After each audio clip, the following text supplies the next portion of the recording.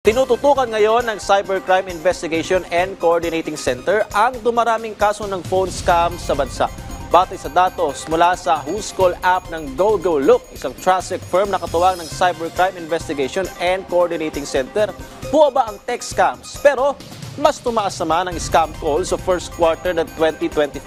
Mahigit 600,000 ang naitalang SMS scams sa unang quarter ng 2025. Mas mababa ng 68% kumpara sa higit 2 milyon noong fourth quarter ng 2024.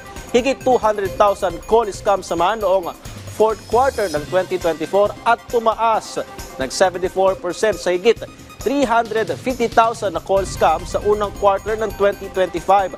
Paliwanag naman ni CICC Undersecretary Alexander Ramos na mas mataas umano ang conversion rate kapag nakakausap ng scammer ang mga biktima nila kung kaya't lumipat ang mga ito sa phone scam.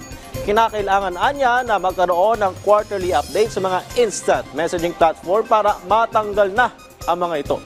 Nakipag-ugnayan na ang ahensya at isinasapinal na aksyon para rito. Nade-detect sila, nabablock sila sa voice. At the end of the day, gusto mo, kung ikaw yung scammer, or look at it as a business, kailangan may conversion.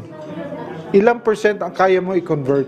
And I think this is one of the methods they saw na mataas ang conversion rate pag nakakausap nila ang victims.